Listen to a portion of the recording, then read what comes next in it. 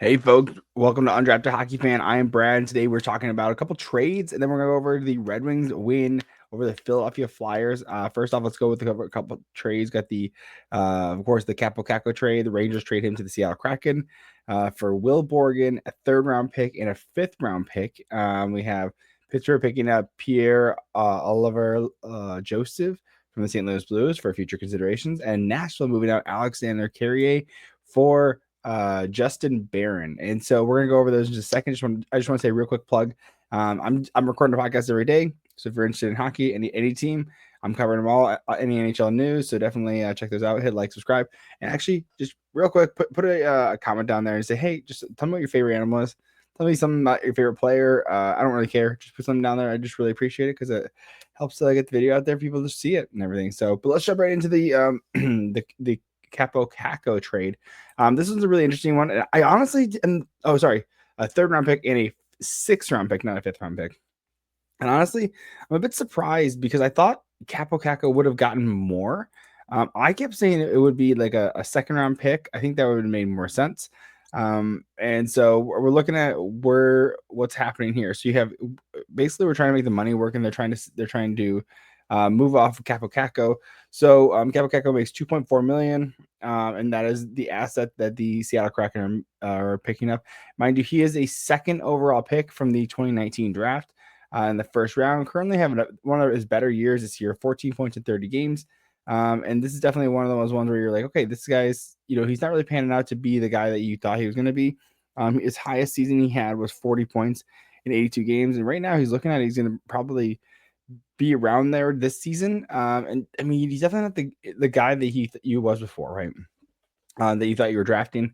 And definitely when you look at being a second overall draft pick, you're like, oh man, this guy's going to kill it, right? So you're looking at like in one of his juniors, he had 55 points in 38 games. In La Liga, 38 points in 45 games. So like there's definitely some ability there. But I think just with the relationship got spoiled, Kappo Kaako requested a trade. And so they trade him out, and because he's not looking to be the guy they want. And again, I think just the battle is now like it's like okay, we can breathe. He's gone, and not that it was a bad player, and that's what Rangers talked about. Chris Drury talked about the general manager. He said not that they hated Kappo Kaako. It's just like he wasn't living up to he wasn't happy there, and they weren't happy with the production they were getting from him. And so it just ended up being like a bit of a frustration, right? Like everyone was frustrated in this case. And so you end up trading him out to Seattle. And I mean, get him out of the division and everything. Again, I thought they would have got a little bit more back. I imagine a lot of organizations were adding in like a third-round pick. And a lot of teams had to move out probably a player as well. If you look at the Seattle Kraken, and they had to move out Will Borgen in that case because they're trying to save some cap space, right? They have $3,300,000, right? And so they couldn't just take on his contract for. I mean, if it was just straight up, it'd be a second-round pick, straight up second-round pick. But because the Rangers took money back, the pick goes down to like a third and a fifth, sixth. So I keep screwing that up. And so you're. I mean, that's all right. Like you're getting the Rangers again taking back that contract are just going to take back more money. And Will Borgen actually makes a little bit more. He makes about $300,000 more. So that you have to consider with the cap space. And honestly, he's just a player that isn't performing as well. And he's a D man as well. He's got 2 points in 33 games, more of a defensive defenseman. And this year he's hopefully that's kind of where the lacking is on the defensive side for the currently from what we're seeing with the Rangers. There's guys just aren't performing as well as you'd like to see. Schneider's not performing as well.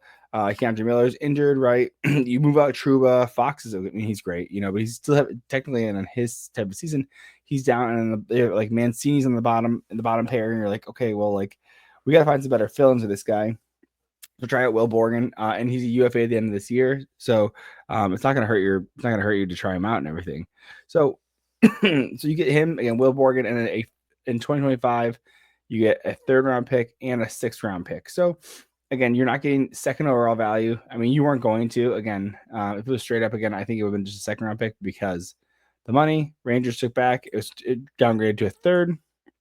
And so I'm not crazy about this one. I'm just not very impressed. I thought it would be a little bit more dramatic, but it gets done. That's the big thing is it's done. Again, it's cut, it's dry. You don't have to worry about it anymore. And now Rangers fans can be like, okay, what's next, right? Because you like Drury's talking about doing these changes, and you're like, okay, so now you have you move out Trouba, you move out with Kappo Kaako, right? Now you want to move out Zibanejad and you want to move out Kreider. Like Kreider's gonna be the lot easier one with the 15 team no trade clause. Again, we're talking about him and them in almost every video at this point. Who, by the way, they lost to the crazy enough. Rangers lost to the number one, the worst team in the league, the Chicago Blackhawks. And because the Chicago Blackhawks beat the Rangers in regulation, they got enough points to get ahead of Nashville. And so Nashville is at that point the worst team in the league. And then they go and they verse the Rangers go and verse Nashville next. So Nashville's the worst team in the league, and then Nashville beats them. So in two different teams were both the worst teams at the time in the league. Rangers lost to both of them, and they're just having a struggle bus of a year. I mean, it's tough because it's just, I mean, Rangers are just kind of feeling they're not having a good time. I mean, Philadelphia's ahead of them, Pittsburgh is ahead of them, Ottawa Senators are ahead of them right now, and they're 3-7 in their last 10, and they're about a 3-game losing streak.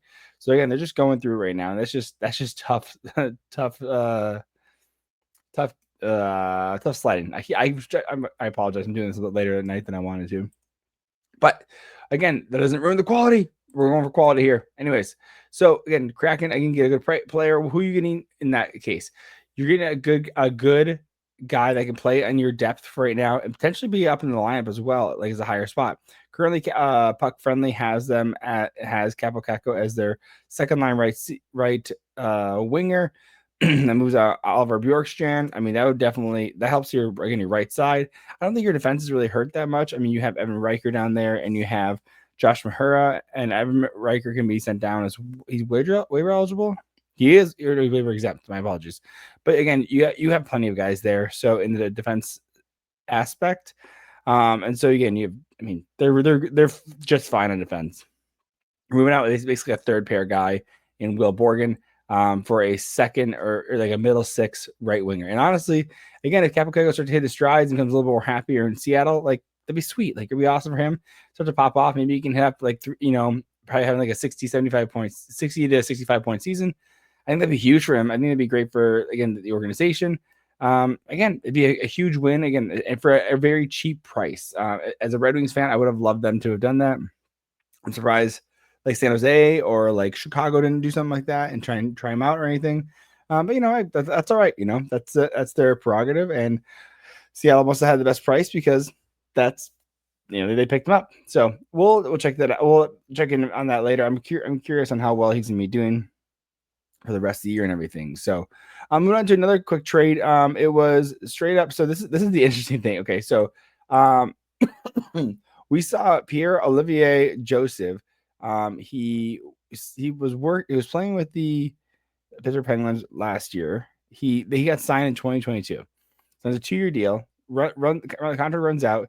He signs with the St. Louis Blues, which is great because St. Louis Blues have his brother. I believe they also signed him. Let me pull up his St. Louis Blues. I think they signed him as his brother as well recently. And so it's like, okay, that's cool. Like, their brothers get to play together and everything. And you love to see that for them because it's Matthew Joseph and then Pierre-Olivier Joseph. And look at the recent contract. Okay, so no, he signed a contract with the Ottawa Senators, and Ottawa Senators, moving it down here, traded him for a 3rd-round pick. St. Louis Blues took on Matthew Joseph's contract and a 3rd-round pick for future considerations. So it was cool the guys get to play together. Like, oh yeah, we could play in St. Louis together. And comparing Matthew, they're brothers, right? So Matthew Joseph is the one that stayed in St. Louis. He's only got 4 points in 21 games. Pierre-Olivier Joseph, he has 2 points in 23 games. So again, they're just not producing as well as you'd like to see them. And I think Pierre-Olivier Joseph has, the better contract as well. And again, for future considerations, they were like, hey, we liked him last year. Pittsburgh liked him last year. Clearly, he wanted to sign with Pitt, but they take him back, and I think he's going to probably just play some bottom 6 role, and that's okay. That's what you need for a guy. And again, they're just trying guys out at this point, right? So when you look at, actually, they're currently looking at Puckpedia. He's he's in the press box right now, which is tough sledding. I mean, your your defense is kind of screwed. Oh my god, the defense is tough. Defense is really tough for the Pittsburgh Penguins. Owen Pickering, you have your Owen Pickering. He's just under 21 years old, playing top pair with Crystal Tang, and you have Eric Carlson, Matt Grizzly playing together, and then Ryan Graves, who's in an abysmal contract, and then Ryan Shea. I don't even know who this is. He's 27, almost 28 years old. He was a 4th-round pick from the Chicago Blackhawks. 1 point in 14 games. He's just a roto, and he's a third pair D. So again, they get a guy that they like, for free, right? He's basically for free. It's future considerations. He's basically waived, but again, they wanted him, so they took Kyle Dubas took him back. He likes the project, and he's 25 years old. He can be something still. He's 25. He might still pop off in the next year or two, right? And maybe not. It's a guy they clearly like. So Kyle Dubas just trying his thing, because Kyle Dubas, as Steve Dangle says, loves his guys. Okay, move on to the last trade we have here. And this was a little more curious, and it's funny because I thought there were some people that were a little more harsh on the Nashville side than they were on the Canadian side, which is I thought was interesting. So Canadians are definitely going through it right now. Canadians are having a rough year. One of the worst teams in the league. 20. I mean, not as bad as Buffalo Sabres right now. Ooh. Sorry, Buffalo Sabres fans, catching a little shade. Montreal Canadiens, 27 points in the standing. They're right above the Buffalo Sabres, who have 26 points. The only other teams that are the Montreal Canadiens, I say, are beating. They're tied with San Jose Sharks. They're beating, again, Buffalo Sabres, Nashville, and the Chicago Blackhawks. So it's 2 bottom teams just looking to make some changes. And so what ended up happening? So you have, let's give you some context. So Alexandre Carrier was a 4th-round pick drafted by the Nashville Predators. He goes all the way to free agency, and then they end up deciding to re-sign him. Alexandre Carrier to a 3-year deal at $3.75 million for a 4th-round draft pick guy. He's a fine defenseman. 7 points, 28 games. He's not like killing it out there, but he's a 4th-round guy. Again, probably just not bottom pair, the middle pair, right? Actually, no, he's bottom pair. He would be bottom pair. And so you trade out this 28-year-old who, again, it's a little bit of a shakeup. He's not a big guy either. He's 5'11", and you trade him for Justin Barron, who is a former 1st-round pick, 25th overall by the Colorado Avalanche. He was part of the Lehkonen trade. And so basically what we were saying, what Nashville's doing is we're like, okay, well, hey, Montreal's like, hey, we need to get better like now. Like, we need to get better like now, because it's not really working out. And he has like good potential, right? Justin Barron is a former 1st-round pick for a reason. He's 23 years old, and again, 23 years old. Like, defensemen have hardly hit their stride. I mean, he could pop off in the next year or two. And for some reason, Nashville has a way of turning defensemen into just gods for some reason. They just do a phenomenal job. I mean, you're looking at like Shea Weber. You're looking at Roman Josi. I mean, there's like some phenomenal. I mean, PK Subban played phenomenal there too as well. So like, there's a lot of really good defensemen that they have. They just do really well with, and they just seem like to crank these guys out like crazy. So again, it's a rough year for Nashville. Right? They bought a ton this year. They brought in Marcia Show. They brought in Brady Shea. They brought in Steven Stamkos. And there definitely needs to be a shakeup. And so basically what Nashville's doing, they're saying, okay, we have this 28-year-old who's probably not going to be part of the long-term future, right? Thinking long-term, like next long-term being like you have Stamkos for the next 4 years. You have Brady Shea for the next 6 years. You have Marcia for the next 4 or 5 years, right? Let's look at that real quick because I'm curious. I think Marcia Show you have him for the next 5 years, right? So you're thinking like, Alexandre Carrier, he signed up for 3 years. And so after 5 years, he'll be 32, right? And you're like, well, I'd rather have a guy who's a little bit younger who we can work with and help develop and everything as well. So Justin Barron, 23 years old, right shot defenseman, 6'2", a little bit bigger, right shot defenseman. Again, that's not a bad flyer take. A little bit bigger, 3 inches bigger than Alexandre Carrier. But it's just interesting that you signed this Alexandre Carrier to a contract this past July for 3 years, and the kid thinks he's going to be there for the next 3 years, and he's not. And so it's just a bit probably frustrating for him. And so also the nice thing about getting Justin Barron as well is so Alexandre Carey, again, 28 years old. He's under contract, so Canadiens can work with him in their system and everything. I don't even know if he play bottom pair. I imagine he would on the Montreal Canadiens. Who by the way traded out? There's their second defenseman they sent out. They traded out. Who did they send out to the Columbus Blue Jackets? Goodness gracious, I can remember this. Anyways, yeah, they sent out for Line. It was Line. They got Line in a second round pick for. Let me see. Pull that real quick. Give me 1 second. Up trades, and so it's interesting that they're doing these trades because in Montreal's trying a bunch of things. They traded out Jake. They picked up Noel Hoffenmeyer for Jacob Perreault, who they picked up from Anaheim last year. Go to the trades. His gracious Buckbeat is being slow. Jordan Harris, that's who it was. So I guess they have quite an abundance of defensemen. Moving out Jordan Harris, they move out again another young defenseman, youngish, right? Youngish defenseman. He's 24 years old. And then you have Montreal again moving out another young defenseman in Justin Barron. So Justin Barron only 1 point in the last 17 games. Again, I think they're looking to tap some of that potential out of him. And if we're looking at some of his stats from way back in the day, I mean, with the Montreal Canadiens in 22-23, he had 15 points in 39 games. So there's some potential there. Looking at his QMJHL, he had 19 points in 34 games. He had 41 points in 68 games. Like there's definitely some good potential there. Even with the Colorado Eagles when he was in the Avalanche organization, 20 points in 43 games. So there's half a point per game production available for this kid at the AHL level. So you think you can probably get a similar or maybe a little bit less out of him for Nashville. And again, you're looking at the future here. And Barry Trotz said, hey, I have no problem starting the rebuild plan. I have no problem with that. Like I brought in these guys thinking they were good. Older guys, right? You're thinking Stamkos, you're thinking Marchessault. Again, older guys. Stammer's, I mean, I'd say much older. Stammer, I mean, he's 34, turning 35 soon. Marchessault is 30, just turned 33 recently. Brachet he's 30 years old when you brought him in as well. So you're looking at guys and you're like, okay, these guys are older. So we got to bring some fresh blood in. Because again, the 28-year-old's well, why not try this guy? Why not take a flyer on a guy like him? Justin Barron, again, former first round pick. Try him out, why not? Right. And mind you, Nashville also has 3 first round picks this year.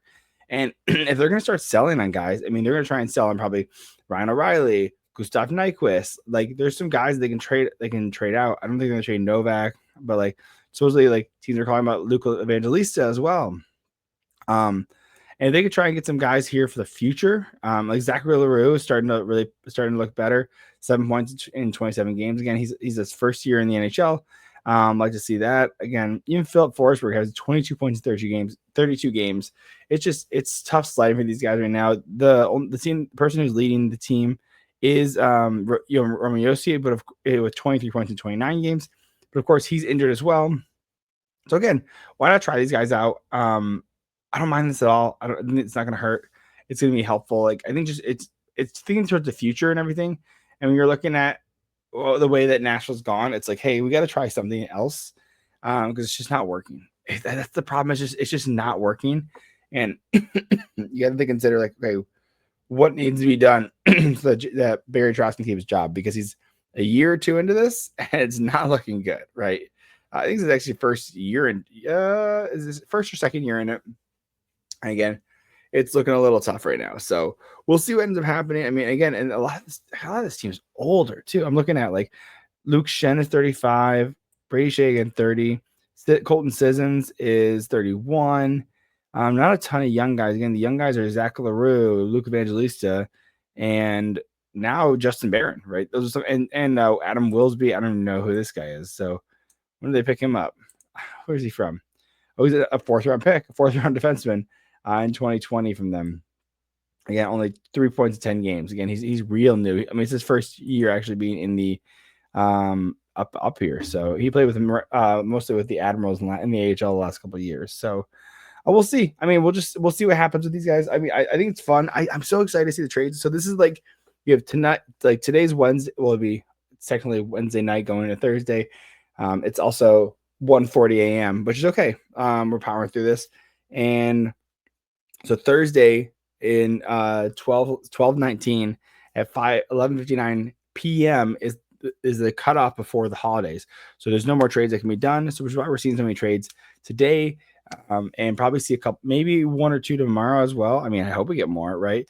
Because then the people will know where they're going to be throughout the holidays and everything too, right? Just kind of respect the players. So, and so we'll see. We'll see what happens. I'm really excited. I love the trades and everything. So, it's a ton of fun, and can't wait to see more of them, man. So we're gonna take a quick break and we'll jump into a couple ads, and then we'll come back and talk about the Red Wings Philadelphia game, which they won. It's so nice. It's so nice to see.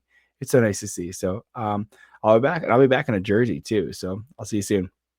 And and by the way, I'm just so happy. Finally, Kaner finally got like started, and there's that weird like reffing call too. So we'll stay tuned. We'll be back. The 24-25 NHL season still has that new car smell, and the action is heating up at DraftKings Sportsbook, an official sports betting partner of the NHL. It's super easy for first timers to get started at DraftKings Sportsbook. Try betting on something simple like picking a team to win. And of course, if you're listening to this, you're probably a Red Wings fan. You can definitely bet the puck line, the total, the money line, how many goals are going to be scored, over or under.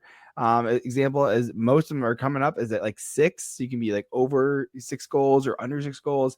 I mean, you can get all the action at Sportsbook. So download the DraftKings Sportsbook app now and use the code THPN. That's code THPN for new customers. Get $150 in bonus bets if your bet wins when you bet just $5. Only on DraftKings, the crown is yours. Gambling problem? Call 1-800-GAMBLER in New York. Call 877-8-HOPE-NY or text HOPE-NY. In Connecticut, help is available for problem gambling. Call 888-789-7777 or visit cpg.org. Please play responsibly on behalf of Boot Hill Casino and Resort. 21 plus, age and eligibility varies by jurisdiction. Void in Ontario. Bet must win to receive award. Bonus bet expires 168 hours after issuance. For additional terms and responsible gaming resources, see dkng.co/ice.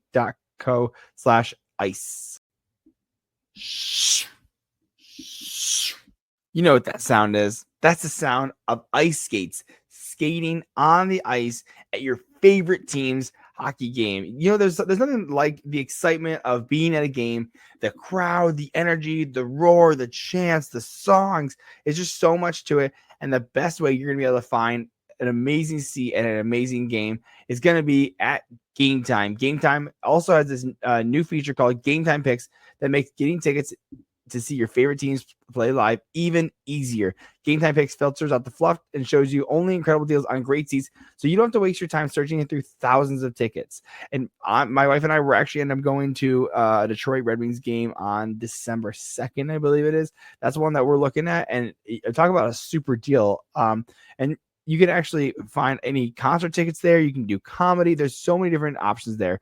They also have curated deals to make it easier to find the best deals on great seats. And also you can see the view of your seat before you buy. They have a lowest price guarantee, event cancellation protection, and job loss protection as well. One thing I really enjoy about it is the all-in pricing. Toggle this feature to show the total upfront with no surprise fees at checkout. So you can also get a panoramic, again, talking about your view, it's a panoramic view. You can see the sea, not just like we're looking at the stage. You get the full panoramic view. And they also have the lowest price guarantee, or Game Time will credit you 110% of the difference. And so take the guesswork out of buying tickets with Game Time Picks. Download the Game Time app, create an account, and use the code THPN for $20 off your first purchase. Terms apply. Again, create an account and redeem the code THPN for $20 off. Download Game Time today. What time is it? Game time. And Game Time it is. We threw I had to throw on the Red Wings jersey for this. I had to go and get it. Don't stop. Get it. Yeah, you can't wear Red Wings jersey during the news about trades about that don't include Red Wings, but now we can. So again, we're gonna go quick over the goal visualizer. I did watch the game and it was a ton of fun. And the reason it was fun is because the Red Wings beat the Philadelphia Flyers. By the way, my cat is right here next to me, so if you hear him meow, don't mind him. He just wants attention because he's a night animal and he wants your attention. So we're gonna go into the scoring again. If you're on YouTube or anything, you can actually see us going over the goal visualizers, which are really helpful on for creators like me, where I can't I can't use the I can't use the NHL footage, unfortunately. But I can show you everything. I can show you everything through this. So we're looking at a first goal scored by a backhander by Travis Konechny, taking it down. So you have Gustafson takes it down to Edmonton, passes to Edmonton across in the Red Wings zone. Edmonton takes it, was walking into the slot of the Red Wings, okay, and got some pressure from number 86 on the Philadelphia Flyers. And so Edmonton tries to pass it up to JT Compher for an easy or to take it up because he had been gotten past 14, who of course is Konechny in this case. And so Konechny ends up stopping it, and so ends up passing it down. Oh no, sorry, Konechny to 14. I think it's Sanheim. 14 stops it. Anyways, it passes it down to 86. And now it's a 2-on-1. Edmonton unfortunately caused. 86 passes it to Konechny. So it'd be Farabee. Farabee passes to Konechny. Konechny takes it on to Alex Lyon, and then he tries to put it 5-hole, and it kind of trickles through and gets it past Alex Lyon, which is tough because the reason it was also tough. It was a minute 6 in, and mind you, you just recently lost. It was December 12th that you recently lost to the Philadelphia Flyers, and then now it's December 18th, and you're like, oh great, they already have a goal a little over a minute in, and you lost 4-1 to them. Mind you, 2 of those were empty netters. I understand. But Philadelphia is going through a rebuild. Like, you're a team that's supposed to be like trying to beat them. And if you're looking at the standings right now, Philadelphia is ahead now it's 2 points. They were ahead by 4 points before the game. Now they're ahead by 2 points because of today's win. And so you're like, okay, well, hey, let's try and beat them. Let's try and compete with them. And honestly, I'm a huge fan of Tortorella hockey. I think he just squeezes so much juice out of the line, and you get more than you think. And the effort on these guys is phenomenal by Philadelphia Flyers. I love Philadelphia Flyers hockey right now because Tortorella is just looking great. I know people, I think it's controversial, but I love that he scratched Couturier. Because again, if your stars are performing, if Dylan Larkin's not performing, scratch him. I'm totally okay with that because then you have other guys need to step up. Let's say Joe Veleno. So now you go like, okay, now Casper's 1C, and then now Cop is 2C or Compher is 2C. Then you have Veleno as 3C, Cop's in the wing. Then you put Veleno you kind of mix it up. And you hey guys, no one's safe because you are in a performance-based job. You see that? I mean, even Wayne Gretzky was traded. Patrick Kane was traded. Like Chicago's like, hey, I understand you're a franchise player. You can be traded. You can be scratched. If you're not performing, we don't need you. And that's literally how athletics works. And I'm sorry. And there's a reason that Pittsburgh is keeping Sidney Crosby around because he's performing, right? And the reason he's keeping the rest of the guys around is because Sidney Crosby is performing, and he's like, hey, I want my guys around me, so you're going to keep them. So go on to the second goal, power play goal. Really, it was a lot later in the period. Mind you, Red Wings had 6 minutes of power play time during the first period. So the first period looked really good for the Red Wings. And so you have JT Compher in the front of the net. And so looking at the goal visualizer, okay, again, they're on the power play. So you have Seider passed it down to the left circle. Raymond's at the top of the left circle. And then he's walking it in. And he decides he's not going to shoot. He's just kind of dangling it. And then Larkin crosses in front to try and cross some traffic.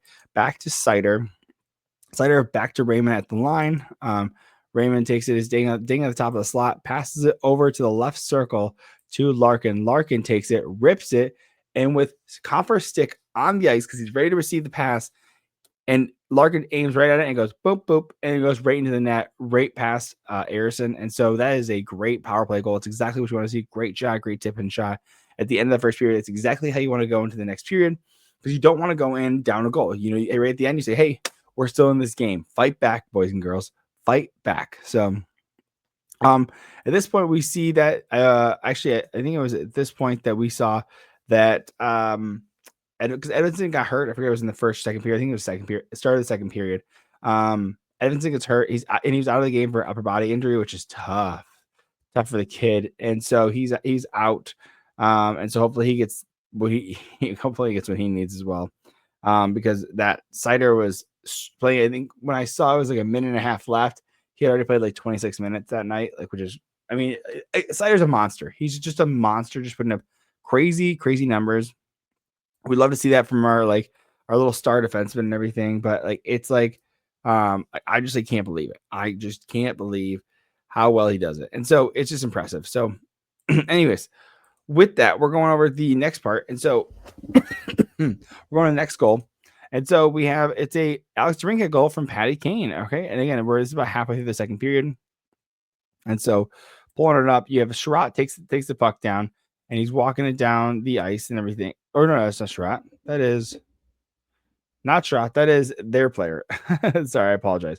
So that is the Philadelphia Flyers taking it down, and he tries to dump it down to number 6 at the blue line for a chip in to take it in. We get an interception by none other than Patty Kane. Patty Kane grabs it, takes the puck down, is walking it down, and now we have a 3-on-1 versus number 8 on the Philadelphia Flyers, and Patrick Kane takes it. You can see that Andrew Kopp gets kind of closed in by number 27.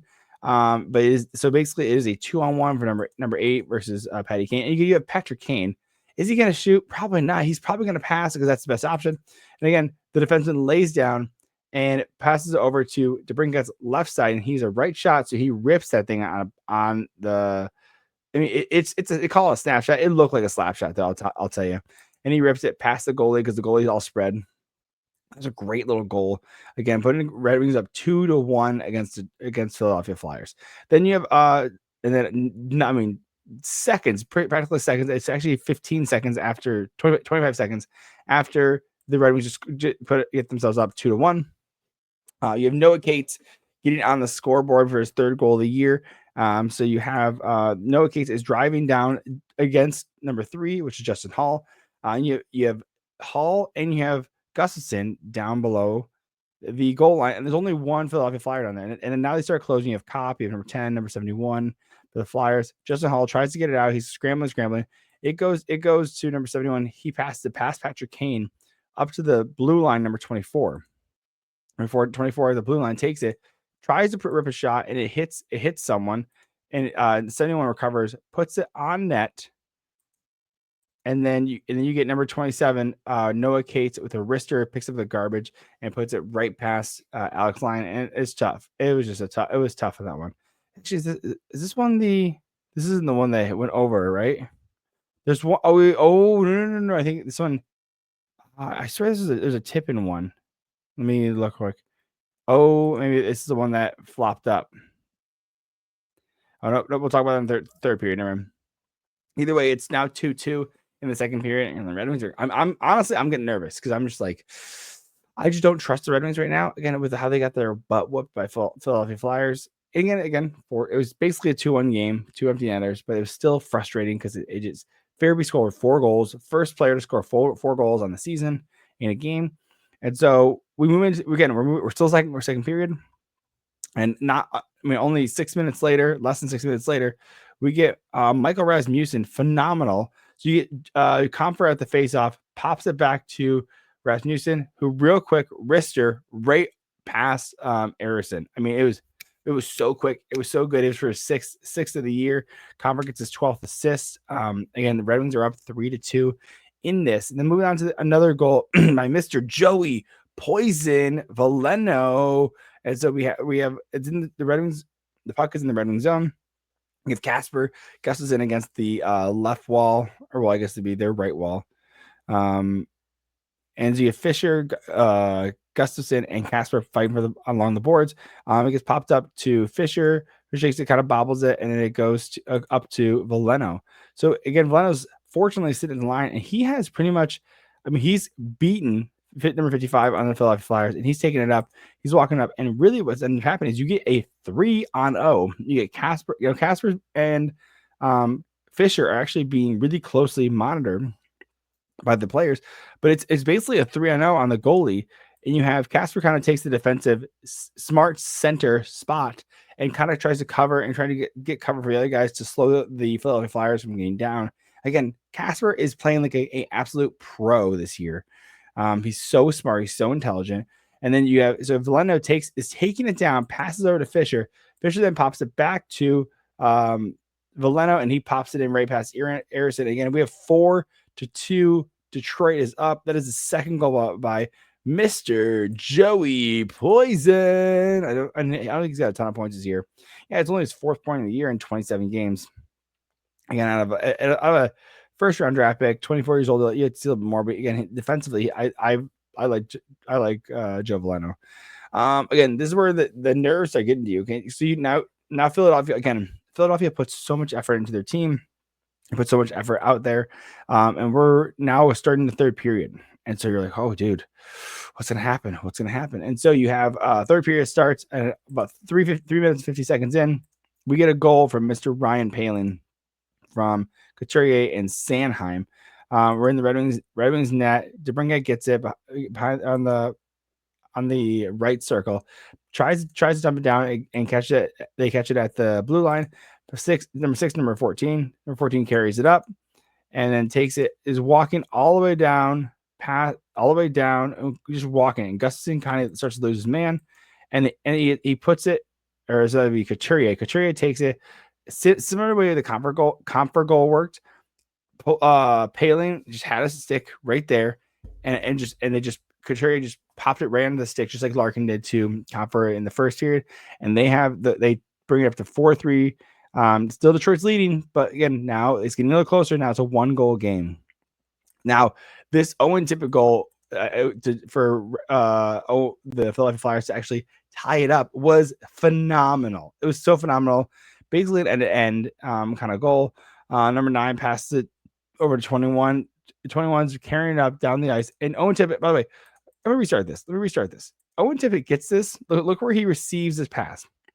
Owen Tippett is starting to break out, receives it at just in the middle of neutral zone, like right before the red line, more towards the Philadelphia Flyers. He walks it all the way up. Again, I talked about the defensive ability of Joey Poison. Did not work in this case. Joey Poison's trying to cover this guy. He's got wheels on him. He's starting to go. Joe Veleno moves off of him, and I don't think that was necessarily smart. I think they should have double teamed him in this case, because you have Jeff Petrie playing defense on the right side, and Jeff Petrie is older. He's an offensive defenseman, and so basically, Petrie tries to close in on him at the faceoff dot. And what does Owen Tippett do? And Petrie thinks, I'm going to close the real estate. He's going to go behind the net in this case. Again, I don't think Petrie put enough pressure on him. I think he reached too much. So Owen Tippett is able to squeeze around Petrie and is able to walk around Alex Lyon and tuck it in. Like, it was a phenomenal goal. I mean, he did so much work. I have full condolences. And my wife ironically says, "Oh yeah, his name is Tippett. Like, tip it in." I'm like, "Yeah, absolutely." It's very frustrating. I think that's someone that I think Florida, they got Giroux in that deal and everything, but I think moving on from Owen Tippett a little too soon, I think that was a mistake. He's 25 years old. He's about a half point per game player, but again, I think he just seems like he's just a dude. He's just such a guy's guy. And so now we have a tied game with 15 minutes left in the period. Okay, and so we have the next goal comes up. By the way, this next guy only has 4 goals in the season. And you're like, oh, and who is that? Who has 4 goals in the season? Well, that's Patrick Kane. This is his 4th goal of the season. And you're like, Patrick Kane, the very one of the best American players in the world. You're like, yes, that very one. So we have Seider in the Red Wings zone being chased by number 48. Seider takes it down, banks it off the boards to number 5 on the Philadelphia Flyers, who puts it back in, right? So, and then Seider retrieves the puck. And by the way, because they had to check up. By the way, I'm gonna go back to this. So Seider takes it, passes out the boards, tries to get to Patty Kane, but number 5 tips it, goes back into the Red Wings zone. So now, because there's already guys in the zone, and it would have been offside if the Philadelphia Flyers touched it. Seider is so smart, runs and goes to get this puck. And so because these guys are having to break out of the zone and get out of the zone to try and come back in and attack the puck, Seider gets the puck at the board, and Patty Kane's like, oh man, there's an opportunity here. And mind you, Patty Kane, he does cheat a lot. He does cheat a little bit because he's not the defensive player stalwart. He is absolutely an offensive player, and that's fine for his role. He's an offensive playmaker for the most part, but not in this case. He is a goal scorer. Seider's season, feeds in the puck at a little past center ice, right at the blue line, catches it, is walking in. He gets close to my number 9. Harrison's really coming out to close that triangle on the net. And Patty Kane rips it, wrister, and puts it right past Harrison. I'd love to see that. It's again, Patrick Kane's 4th goal of the season. Sider's 13 assists. Love to see it. Red Wings are up 5-4. And you know what you got to do. Also in this crazy sequence, by the way, before, basically the ref saw a trip on the Red Wings. Basically, it saw Tyler Mott kind of trip a guy. It didn't look like a trip in my opinion, but I mean, I could see how it could be construed as a trip. So I'm like, are you effing serious? I was so frustrated with Tyler Mott, and that was me called. So the ref, actually, I'm gonna pull myself up so you can see it in the video. Ref immediately puts his arm up, saying he's going to get a call, like that the Red Wings are going to get a penalty, and immediately takes it down. But John Tortorella sees his arm go up, looks to his goalie, and calls him in because he needs a delay penalty. And so with the delay penalty, you pull the goalie out because if Red Wings touch the puck, then the play stops, right? So you're like, hey, pull the goalie because if the Red Wings hits the puck, like let's get an extra skater out there, so that we can try and score a goal. And so John Tortorella pulls the goalie or tries to pull the goalie and then lets the 6th skater out, right? Because now you can have your 6th skater out. And so, but then because his arm went down, Harrison came back to the net. So basically there were 6 guys in the Red Wings zone and there was a goalie in net. It was a too many men call. And Red Wings ended up like dumping it down and everything. And dude, imagine if the Red Wings had scored on that, it would have been just pandemonium. So basically what ended up happening is the refs screwed up. Absolutely, refs screwed up. So they could have called Tyler Mott for the tripping penalty, and they could have called Philadelphia for the too many men because it was a screw up, right? And so basically they just canceled both of them, and they're like, hey, nope, we're just not gonna have any penalties at all, and make everyone back to equal on 5-on-5. So it was a huge mess up. I mean, I won't be surprised if that ends up being an issue with you might get a call from head office. I'll be honest, that was a huge screw up. It could have had major implications if the Red Wings scored on a play, because you're like, okay, well, was it a penalty? Was it a late call? Was it too many men? Like it would have been just a cluster. And so I'm glad it worked out well, but it would have been really interesting to see what happened. So definitely first time I've seen that, by the way, where our refs like up, and and so we'll see. And so talking about the last play, we'll jump into again, share my screen real quick on this. It's just a real quick empty netter by Lucas Raymond. And then pulling this up again, so they're in the Red Wings zone. Puck's in the corner. Number 11 gets it, takes it, pushes it back to the point. Number 6, and that's Jamie Drysdale, takes it, and he tries to put it down. Down the boards. Larkin intercepts it. Larkin then walking it down, feeds it to Raymond. Raymond's at center ice, and he just rips it, wrister, right on empty net. Again, that's his 13th goal of the season, 14 points, 14th assist for Larkin, and love to see it. Raymond just staying super hot, 33 points in 31 games, just killing it. This kid is, he's turned out to be one of the best. I mean, he was drafted 4th overall, but he'll probably end up being the 2nd best player out of his draft. And it's just exciting to see for this young kid. He's doing so well. Honestly, it's crazy. He doesn't play like crazy minutes because he just started playing like some penalty kill a little bit. But you love to see it for this kid. He's a +1 with 2 points, a goal, and an assist. So empty netter still counts as goals, man. So anyways, let me know what your thoughts are. Hit like, subscribe. I really appreciate it. Thanks for sticking around. And yeah, go Wings. Go Wings, dude. That's so exciting. I mean, I'm just happy they have 2 wins under the belt. Thank God. Just take some of the pressure off and make the fan base is losing their minds.